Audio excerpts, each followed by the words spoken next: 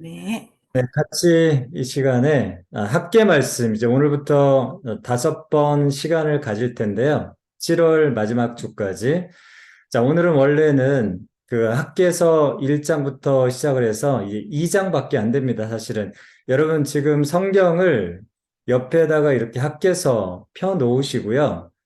같이 읽으실 때 제가 PPT도 준비했지만, PPT 보고 참고하고 읽으시면서 같이 성경의 말씀도 읽고 또 그렇게 같이 함께 봤으면 좋겠습니다.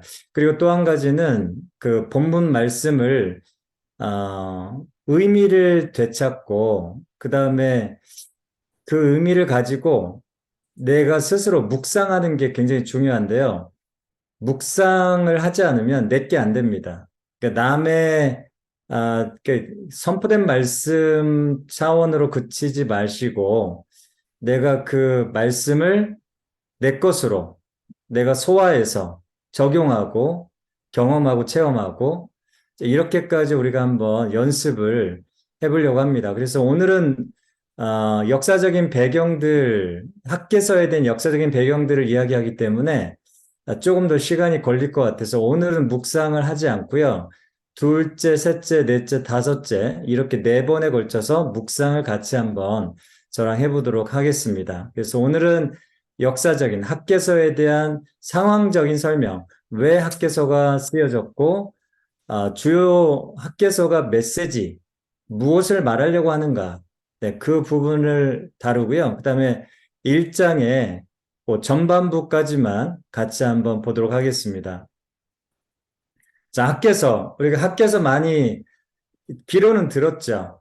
네, 근데 이제 많이 설교로 듣거나 그러지는 못하는 말씀, 가끔가다 이렇게 성전 건축할 때 동기 부여하는 차원에서 이런 학개서 말씀이 많이 나누게 되고 설교가 되는데요. 학개서 1장, 2장 말씀의 역사적인 배경이라고 할까요? 도대체 학개서는 어떤 상황에서 이 말씀되어진 거냐? 도대체 무엇을 말하려고 하는 거냐? 이제 그거를 알아야 학개서가 읽혀집니다. 그러니까 그게 어, 워밍업이 안 되면 학계서 1장, 2장이 도대체 무슨 말 하는 것인지에 대해서 정확하게 납득이 안 될 수가 있어요. 그래서 오늘은 첫 번째 시간이기 때문에 학계서가 도대체 무엇을 말하는가에 대해서 같이 한번 역사적인 설명을 해보려고 합니다. 그래서 40분을 넘지 않도록 힘써 보겠습니다. 괜찮죠? 네. 8시부터 8시 40분까지, 길다고 해서 좋은 게 아니잖아요. 네, 그래서 40분까지 같이 한번 해보겠습니다. 자, 학개서 1장, 2장인데요. 도대체 학개서는 어떤 역사적인 상황 속에서 쓰여졌나? 이걸 먼저 알아야 되는데, 자, 여러분 제가 힌트를 드리자면, 유다 역사, 이스라엘 역사 속에서 굉장히 중요한 것이 무엇이냐면, 남유다 멸망의 역사입니다. 그렇죠? 멸망 전과 멸망 후로 나눠지는데, 자, 이 학개서 말씀은 소선지서 중에 하나거든요. 그러니까 우리가 선지서를 대선지서가 있고 소선지서라고 하잖아요. 12개의 소선지서가 있습니다. 그 중에 하나인데, 자, 이 학개서는 포로 전일까요? 포로 이후에 말씀되어진 선지서일까요? 학개서는 위치도 잘 보시면 학개 스가랴 이렇게 나가지 않습니까? 말라기 후반부에 있단 말이에요.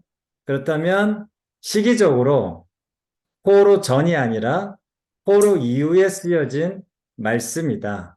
이제 이렇게 생각을 하시면 좋을 것 같습니다. 여기까지 이해되시죠? 포로 네. 이후에 쓰여진 말씀입니다. 그럼 포로 이후에 도대체 무슨 이유 때문에 학개서가 쓰여졌을까?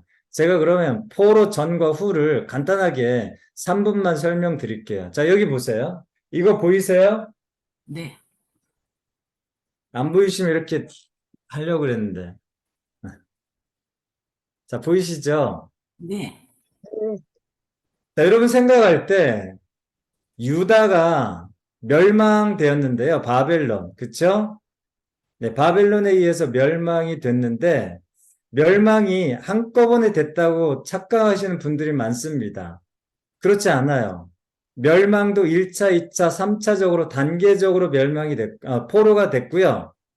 그 다음에 포로 귀환하는 것도 한꺼번에 포로에서 귀환됐다고 생각하시는데 그렇지 않습니다. 이것도 1단계, 2단계, 3단계, 그래서 1차, 2차, 3차 이렇게 포로 귀환이 단계적으로 이루어집니다. 그래서 보시면요. 1차 포로가 여러분 연도는 외우지 않으셔도 돼요. 그렇게 단계적으로 포로로 잡혀갔구나. 그렇게 생각을 하시면 되겠습니다. 이게 지금 주전입니다, 여러분. 주전. 그죠? 주님이 오시기 전 BC의 시대죠. 1차 포로가 605년 여호와김. 혹시 기억나세요? 제가 21년도에 어성경 1년을 강의했었는데 다 까먹었죠? 제가 나중에 한 번 더 설명해 드릴게요. 이 끔찍한 역사를 다시 한번 복기해 드리겠습니다. 자, 보시면 605년, 주님이 오시기 전에 605년, 이 주전 BC의 역사는 거꾸로 세죠. 그죠? 예. 연도가 낮을수록 최근의 역사가 되는 겁니다. 그죠?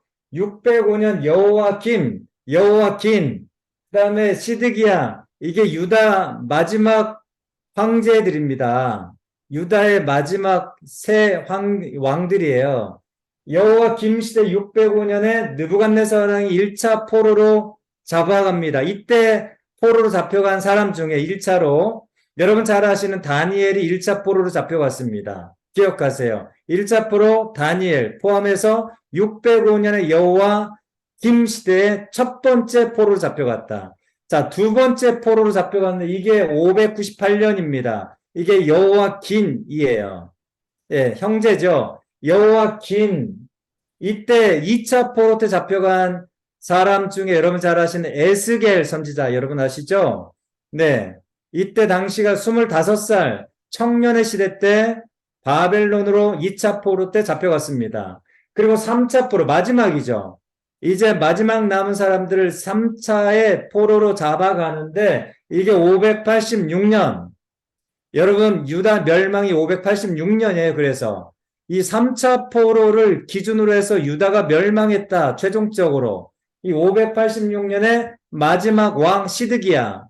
눈이 빠져가지고요. 개처럼 끌려갔습니다. 이 시드기야가 3차 포로 때 잡혀간 왕이에요. 마지막 왕. 그래서 우리가 유다가 멸망했다 하는 것은 1차 포로, 2차 포로가 아니고 3차 마지막 포로 시드기야 때 잡혀간 그때 586년을 기준으로 유다가 최종적으로 멸망했다고 이야기를 하는 겁니다.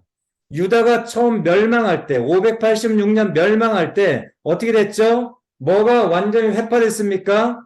예루살렘 다윗이 준비하고 솔로몬이 완성했던 솔로몬 성전이 완전히 느부갓네살 왕의 군사의 발 앞에 완전히 다 회파되고 완전히 다 초토화됐습니다. 성전이 파괴됐어요.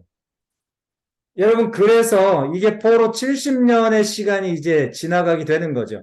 여러분 포로 70년이 586년 3차 때일까요? 3차 때부터일까요? 1차 때부터일까요? 여러분 포로 70년을 셀 때는 1차 포로 605년부터 세는 겁니다. 이해되셨어요? 멸망할 때 586년 때부터 포로를 세는 게 아닙니다. 이때부터 포로가 시작이 됐기 때문에 이때부터 시작이 되는 거예요. 포로 70년이 시작이. 그래서 우리가 586년 이거는 좀 기억을 해 두실 필요가 있습니다. 유다가 도대체 다윗의 나라가 언제 멸망했느냐? 다윗가가 도대체 언제 멸망했느냐? 586년 3차 포로 성전도 완전히 파괴됐다. 이게 포로 전의 역사예요. 이 포로의 역사입니다. 아주 끔찍한 아픈 비극의 역사죠. 자, 이게 제가 학계서를 하는데 이걸 왜 하느냐? 이게 굉장히 중요합니다. 자, 70년이 지났어요. 605년 내지는 603년부터 시작해서 70년이 지나면 언제입니까, 여러분? 538년이 나와요. 이렇게 가는 겁니다. 이해되셨어요? 1차 귀환, 포로에서 돌아와요. 이게 538년. 누구죠? 고레스 왕 때. 나라가 바뀌었습니다. 바사 왕. 이때 포로로 잡혀갈 때는 바벨론, 이 갈대아 사람들이 완전히 그 흐름을 잡고 있었는데 70년이 지나면서 바벨론이 바사 나라에게 멸망당하고, 이 바사는 지금의 페르시아죠. 네, 예전의 페르시아 제국. 자, 이 페르시아 제국 바사왕 고레스 원년에 538년입니다. 주전. 이때 1차 귀환하는데 1차 귀환하는 사람이 누굴까요? 여호수아 내지는 예수아, 똑같은 이름입니다. 여호수아를 예수아라고 읽고 예수아를 여호수아라고 읽어요. 여러분 학교에서 1장 1절 말씀 보시면, 학교에서 1장 1절 보시면 누가 나옵니까? 인물이 학계 나오고, 그 다음에 또 누가 나오죠? 1장 1절 말씀 한번 제가 읽어볼게요.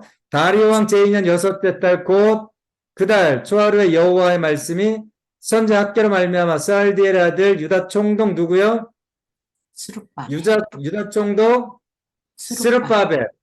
그리고 또 누구 나오죠? 여호사닥의 아들 대제사장 여호수아. 여기서 중요한 게, 여기다 한번 해볼까요?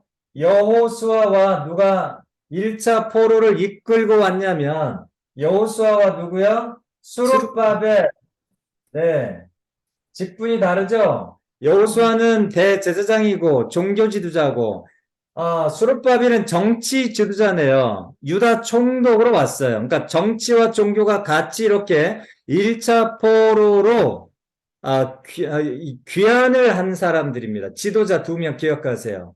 스룹바벨과 여호수아가 1차 포로 거의 한 4만 명 정도가 됩니다.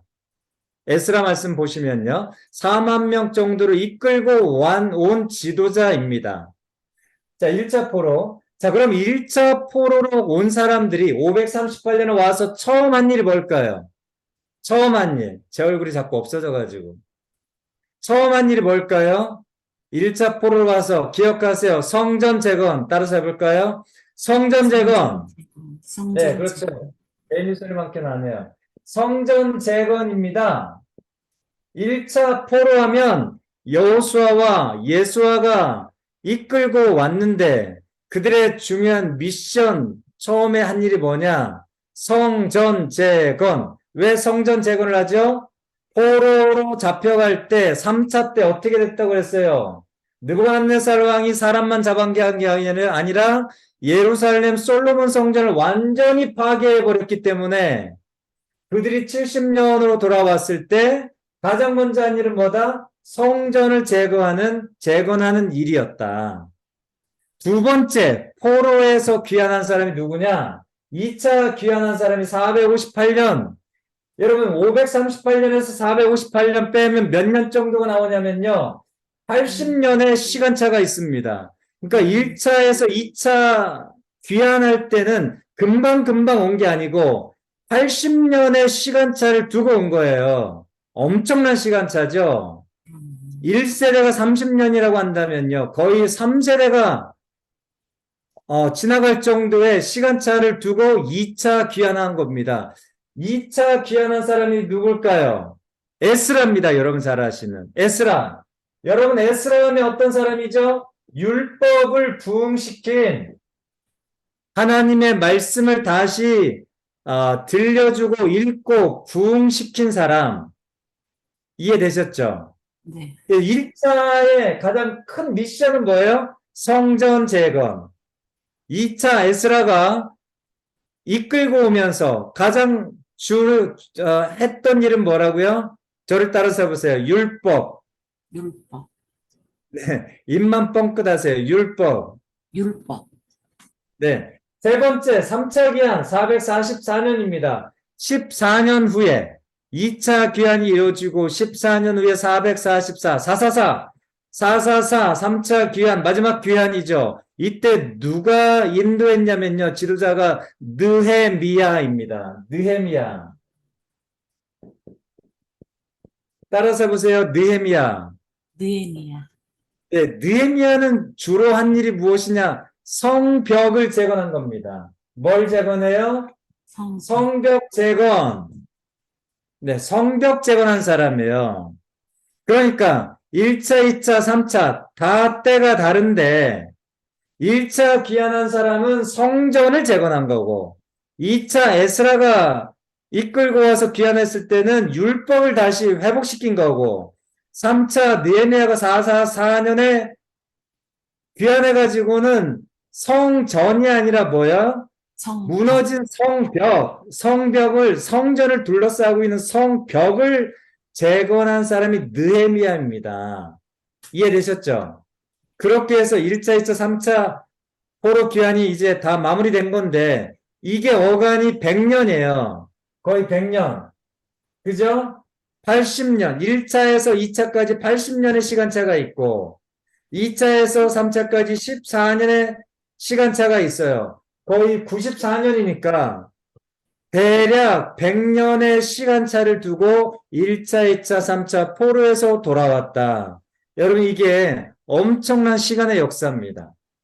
자, 그래서 우리는 지금 이 포로 귀환의 100년의 어간 속에서 어디를 다루고 있어요? 1차예요, 2차예요, 3차예요? 학계서가 어디에 위치해 있어요? 어, 박명수 원사님 어디에요? 손가락으로 한번 해보세요. 삿대질 해보세요.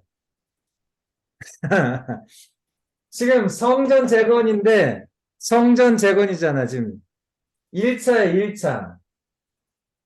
지금 1차를 다루고 있다. 학계서가 2차 아직 안 왔어요. 우리가 지금 어디에 1차를 다루고 있다. 근데 왜 1차냐? 그걸 이야기해 드릴게요. 학교가 성전을 2차에 재건하려고 왔는데, 네? 성전 학교가 재건하려고 2차에, 자, 다시 한번 제가 이야기해 드릴게요. 다 지워버릴게요. 기다려 보세요.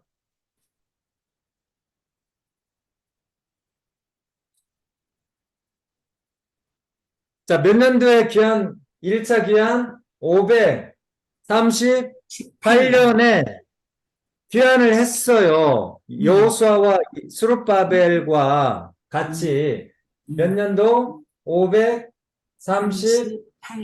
38년.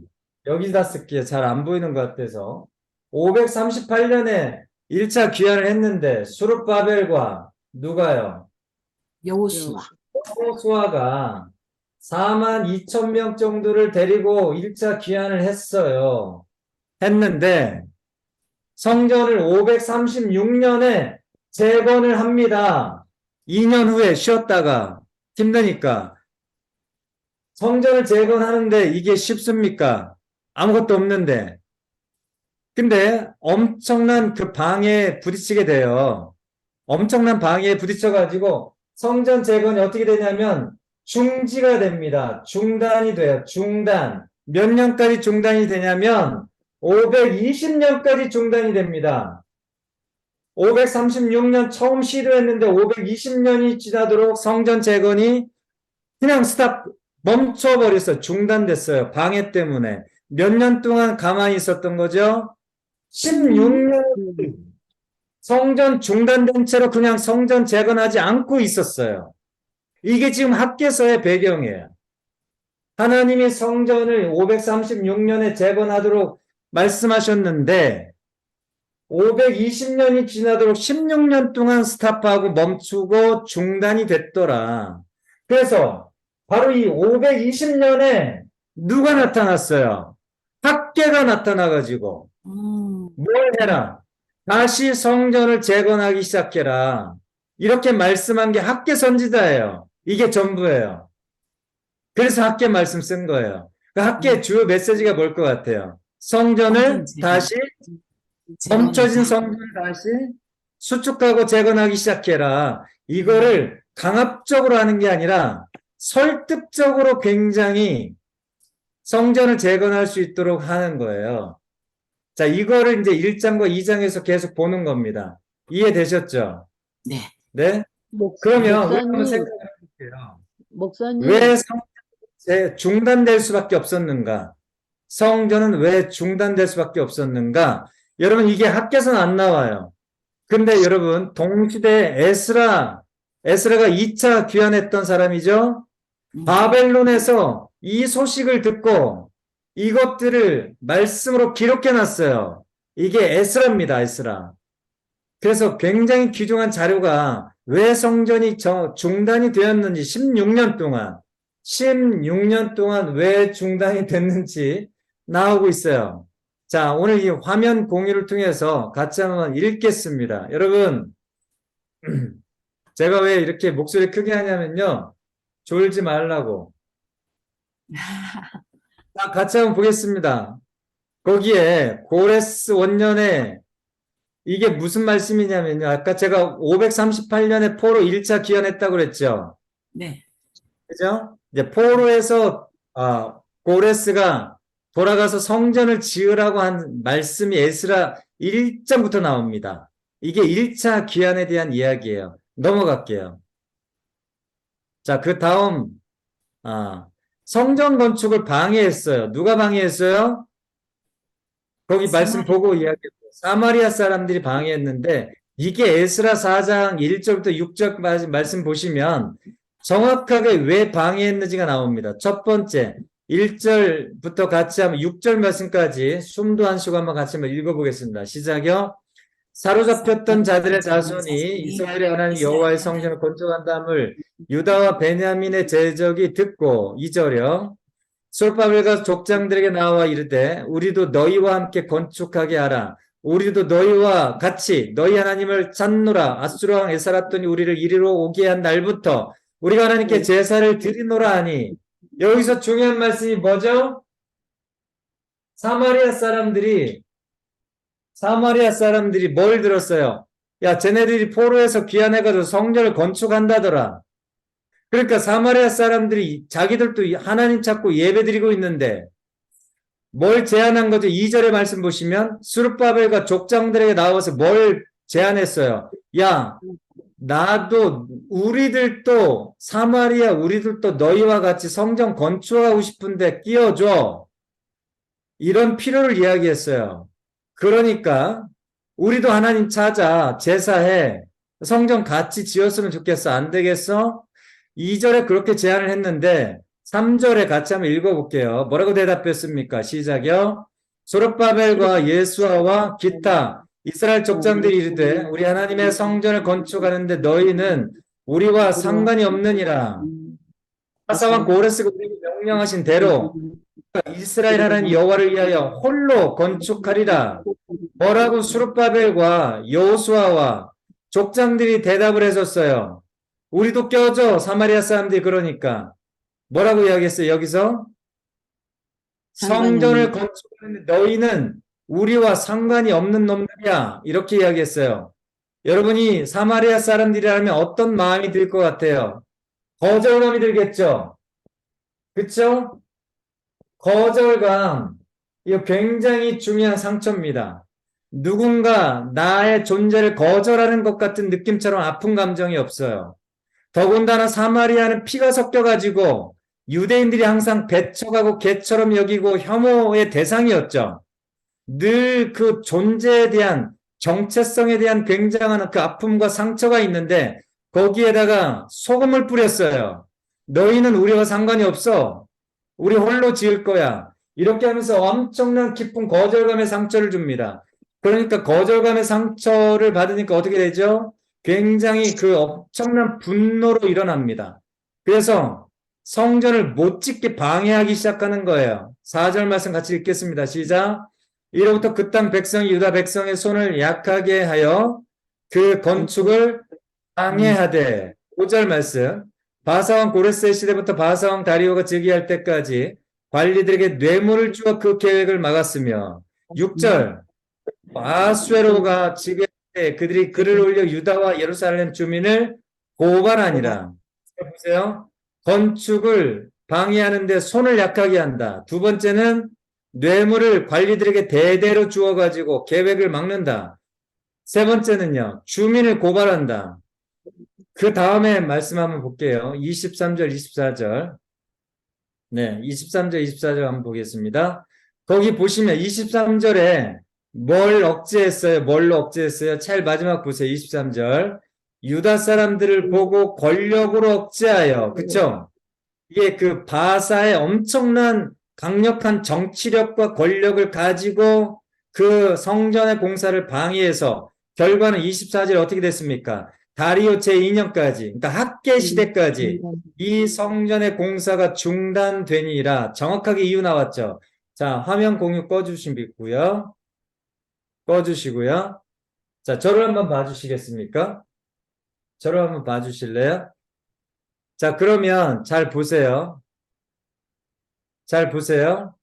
첫 번째, 성전 공사 누가 방해했어요? 사마리아 사람들이 방해했죠. 그 시발점이 뭐예요? 거절감. 맞아요. 너희들과는 같이 이 성전 공사 할 수 없어. 이 엄청난 거절감을 가지고 사마리아 사람들이 방해를 하는데 첫 번째 뭘 가지고 방해했어요? 손을 약하게 했다. 손을 약하게 하다. 이게 무슨 뜻일까요? 이거는 군사적인 물리력을 가지고 군사적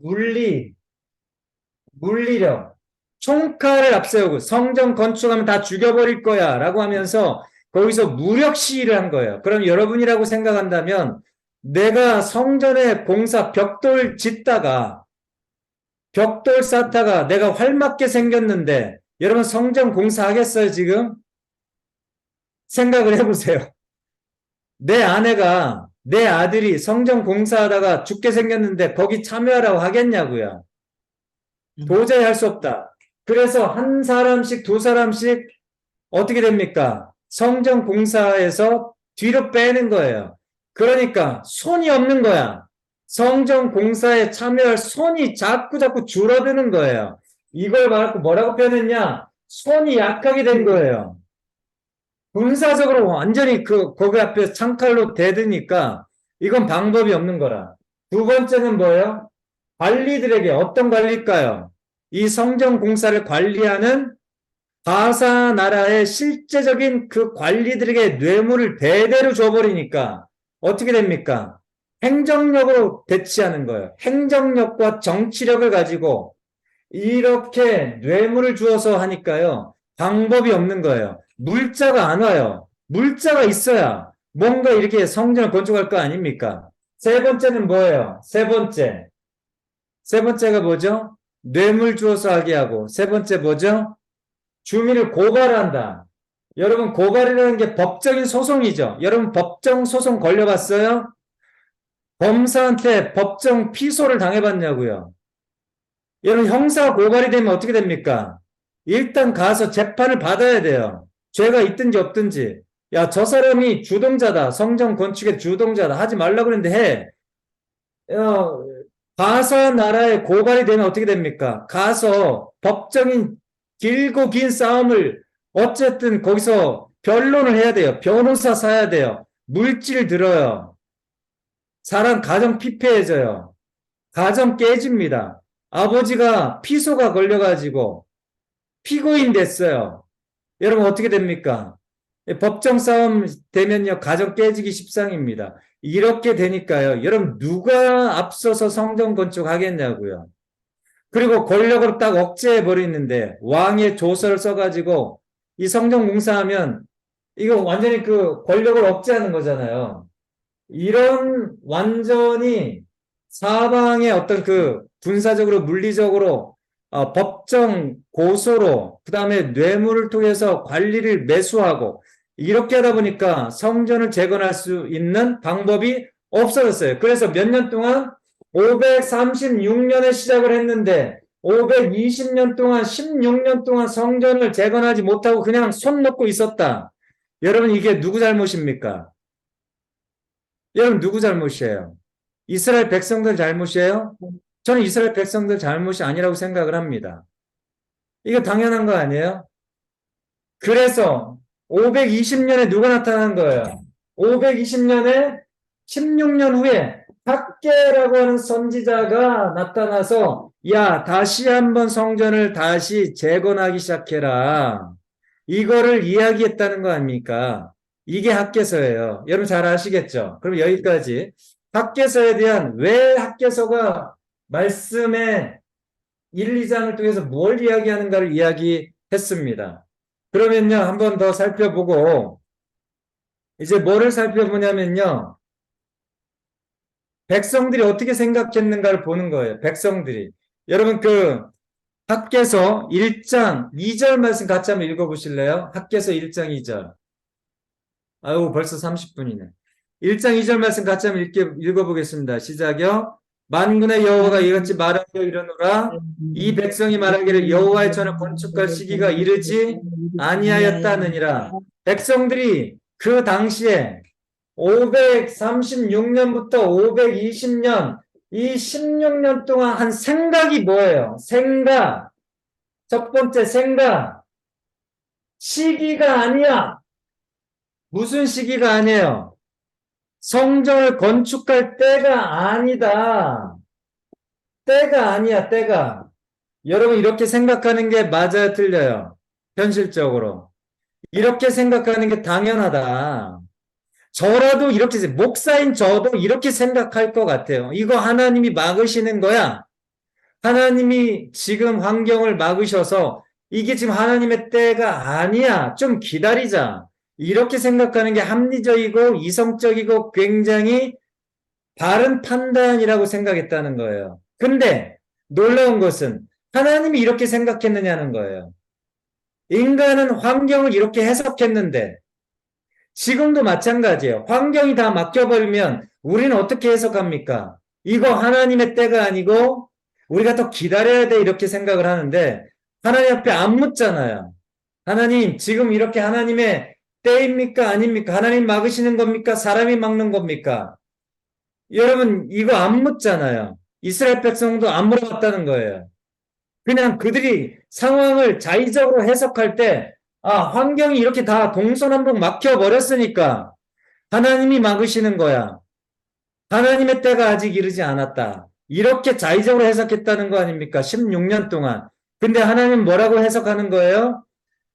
지금이 성전을 건축할 때라고 말씀하시는 이야기예요. 하나님이 계속 지금까지 기다렸다는 이야기입니다. 16년 동안. 이렇게 엇박자가 나요.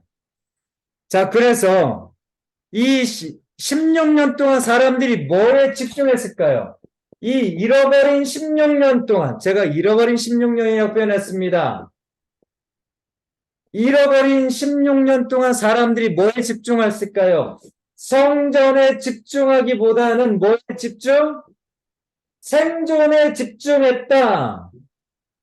이게 지금 학개서의 아주 중요한 발단 문제점입니다.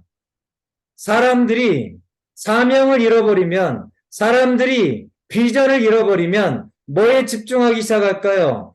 사람들이 말씀을 잃어버리면 이 잃어버린 시간 동안에 무엇에 본능적으로 집중하냐면요. 어떻게 먹고 살 것인가? 나는 무엇을 먹을 것이며 무엇을 마실 것이며 나는 무엇을 입을 것인가에 집중하고 거기에 목숨을 걸더라. 떡의 전쟁에 목숨을 걸더라. 이게 학개서 당대의 상황이었습니다. 그래서 이 상황들을 타개하고 깨트리면서 다시 한번 잃어버린 마음을 회복시키는 메신저가 누구였냐? 학개였다는 이야기예요. 이해되셨죠? 네. 그래서 5가지로 학개가 설득하기 시작합니다. 5가지. 첫 번째가 뭔지 아세요? 성전을 지으라고 막 윽박지르지 않습니다. 굉장히 설득적으로 이야기하는데 그게 뭐냐면 우선순위, 두 번째 감동, 세 번째 의미, 네 번째 가치, 5번째 비전, 이상. 이 5가지를 이야기하면서 왜 성전을 지어야 되는지를 설득적으로 이야기한다. 동기를 부여한다. 탁월한 메신저예요. 탁월한 스피커예요. 윽박지르는 것은 굉장히 초보입니다. 저처럼 막 윽박지르는 지금 막 윽박지르잖아 지금. 이렇게 윽박지르면 안 돼요. 학계는 조곤조곤 이야기하는데 안 움직이면 안 되게 만들잖아요. 5가지를 이야기할 건데 이게 학계서 1, 2장의 이야기예요. 첫 번째 우선순위가 잘못됐어 얘들아. 두 번째 마음을 움직여요. 마음을 움직여. 감동을 먹여줘. 세 번째는 성전을 짓는 도대체 의미가 뭘까? 그걸 이야기해줘요. 성전을 짓는 가치가 얼마만의 가치가 있을까를 이야기해줘요. 성전에 대한 마지막 이 비전을 이야기해줘요. 이 5가지를 통해서 1, 2장을 꽉꽉 채우시는데 모든 목적은 뭐다? 성전을 짓게 하는 거. 이게 중요한 하나의 목적이다. 이렇게 우리가 이 5가지를 볼 건데요. 오늘은 우선순위만 볼 겁니다. 오늘은. 두 번째 감동을 볼 거고요. 세 번째 의미를 볼 거고요. 네 번째 가치를 볼 거고요. 5번째 비전과 이상을 볼 겁니다.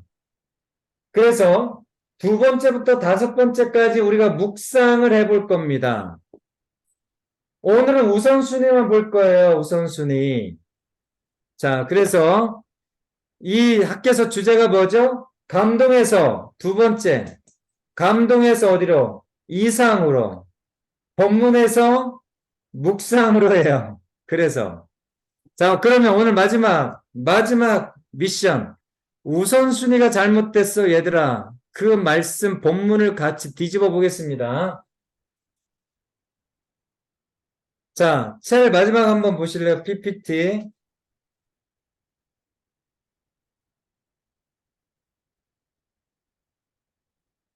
네, 제일 마지막 볼게요. 이것 보고 마치겠습니다. 자, 이게 여러분 1장 1절부터 8절 말씀까지예요. 저기 그 가장 가운데가 뭐가 있죠, 여러분?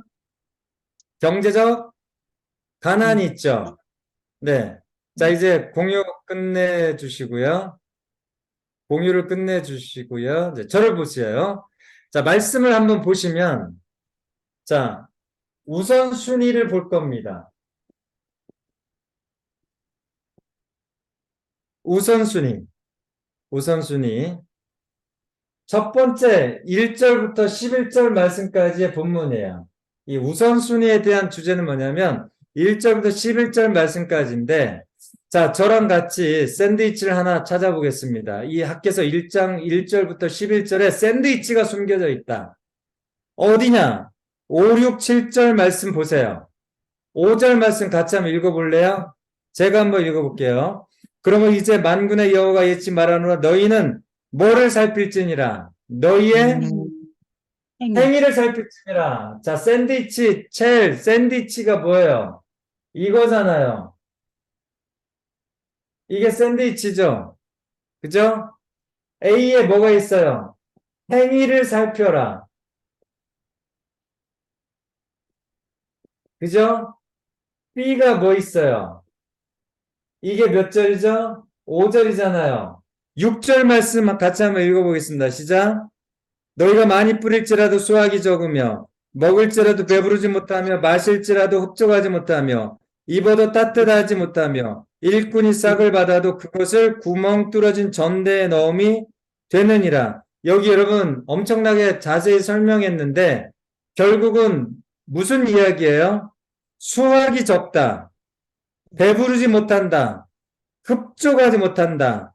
입어도 따뜻하지 못한다. 일꾼이 싹쓸 받아도 뚫어진 전대에 넣는다. 이게 다 뭐에 관계된 이야기예요? 한마디로 말하면 경제. 그죠? 제가 아까 잃어버린 16년 동안 그들이 뭐에 그렇게 목숨 걸었다고 그랬어요? 의식주, 생존, 경제, 돈, 생존이잖아요. 이거에 16년 동안 살았다고 했잖아요. 그죠? 근데 여기에 목숨 걸었는데 그 진단을 뭐라고 했어요? 경제적으로 16년 동안 거기다 올인했는데 돈이 많이 벌리던가요? 돈이 벌리지 않았다는 거예요. 오히려 더 수입이 감소됐다는 거고 곡식의 수확이 줄어들었다는 거고 경제적으로 더 16년 동안 계속 쪼그라들었다. 쪽박찼다 경제적으로. 지금 이게 현실이에요. 그러면 마지막 A 다시 뭐죠? 7절 말씀 보실래요? 이게 6절이고 7절 말씀 같이 볼게요. 시작. 만군의 여호와가 말하노니 너희는 뭘 살펴라? 자기 행위를 살펴라. 또 나오잖아요. 행위 살펴라. 그죠? 이게 7절이잖아요. 그죠? 행위 살펴라가 어디에 있어요? 5절에 행위 살펴라. 7절에 행위 살펴라. 이게 샌드위치잖아요. 제가 말씀드린. 그죠? 위에 떴게 행위 살펴라. 7절도 행위 살펴라. 아래와 위, 처음과 마지막이 뭐를 살펴라? 행위를 살펴라. 행위를 살펴라. 지금 행위를 뭘 하고 있어요? 어떤 거 16년 동안 행위가 뭐야? 주된 행위가 뭐야? 어떻게 하면 돈 벌어먹을까? 이 돈이 필요 없다는 거 아니에요. 돈이 필요 없다는 이야기가 아니에요. 이게 지금 주인이 됐다는 거예요. 주인이. 이게 지금 영순위가 됐다는 거예요. 지금 경제가 지금 영순위야. 내 삶의 영순위. 돈 버는 게 영순위가 됐다는 거예요. 지금. 돈 버는 행위 자체를 이야기하는 게 아니고 잘못됐다가 아니고 이 순위가 잘못됐다는 거예요. 이게 내 삶의 주인의 위치에 있다는 거. 이게 지금 너희의 행위가 됐다는 거예요. 16년 동안. 그래서 결론이 뭐냐? 중간에 있는 게 결론이야. 지금 현실. 뭐예요? 수학이 적고, 예? 계속 경제적으로 못 살게 되는 거. 이게 지금 결론이라는 거잖아, 결론. 그 왜 자꾸 경제적으로 못 살게 되느냐? 이 원인이 뭐냐는 거예요, 원인. 그들이 가장 민감한 문제를 가지고 지금 이야기하시잖아, 하나님이 학계가. 그죠? 그죠? 이해 못했어요? 네. 아우, 이게 줌으로 하니까 10배는 더 힘드네. 피드백이 안 되니까. 이해합니다. 네, 그죠? 내 화면이 막 뚫어질 것 같아, 지금. 자, 그래가지고, 경제적으로 못 사니까, 경제적으로 못 사니까, 이게 지금 문제잖아요. 경제적으로 왜 못 살게 되느냐. 하나님 너무 안타까운 거예요. 잘 살 수 있는데, 왜 못 살게 되느냐. 우선순위가 뒤집어졌다, 지금. 경제가 너의 주인이 되지 않았느냐? 돈이 너의 주인이 되지 않았느냐? 이게 너의 영순위가 되면서 너의 16년의 삶이 완전히 낭비하고 헛된 삶으로 잃어버린 16년이 되었지 않았느냐? 이걸 지금 이야기하는 거예요. 이거는 오늘날 나에게도 똑같이 적용될 수 있는 말씀이에요. 내 우선순위가 도대체 뭐냐라고 하는 거예요. 내 우선순위가 도대체 뭐냐? 이걸 질문하고 있어요. 오늘 이게 결론이에요. 1장, 학계서 1장 1절부터 11절 말씀까지 이게 지금 결론이에요. 네 우선순위가 도대체 뭐냐?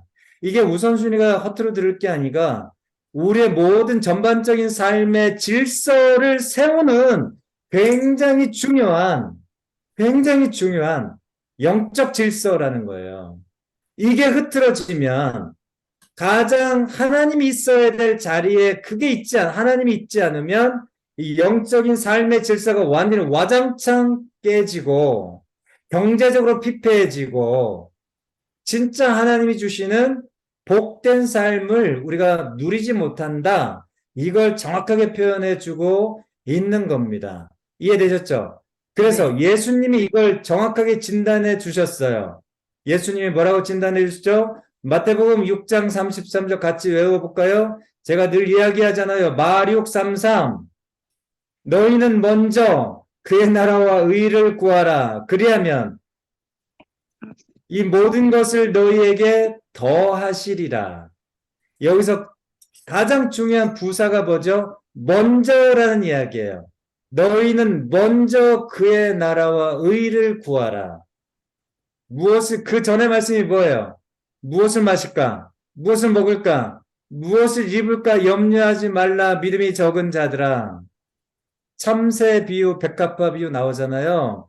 그래서 오늘 학계 1장부터 1절의 결론, 11절의 결론은 뭐냐면 너희의 우선순위를 깊이 있게 행위를 살피면서 체크해봐라. 라고 이야기해. 하나님 너를 복 주시고 너를 잘 살게 하기 원하셔. 근데 우선순위에 있어서 네가 무엇에 그렇게 목숨 거는지 다시 한번 봤으면 좋겠어 라고 말씀하시는 겁니다. 오늘 학교에서 1장 1절부터 11절 우선순위 이 말씀 기억하시면서 내 삶에 한번 적용해 보도록 하겠습니다. 다음 주는요, 무엇을 하냐면요, 역사적인 배경이 이제 다 끝났어요. 이제 오늘부로 다 끝났고요. 이제 본문 가지고 씨름할 건데, 오늘은 이제 우선순위에 대한 문제를 갖고만 본문을 씨름했죠. 다음에는 40분 동안 감동에 대해서만 씨름할 거예요. 여러분, 그 말씀이 1장 12절부터 15절 말씀, 12, 13, 14, 15, 4절의 말씀을 가지고 우리가 계속 40분 같이 할 건데 예습을 한번 해오시면 좋겠습니다. 제가 기도하고 마치겠습니다. 하나님 감사합니다.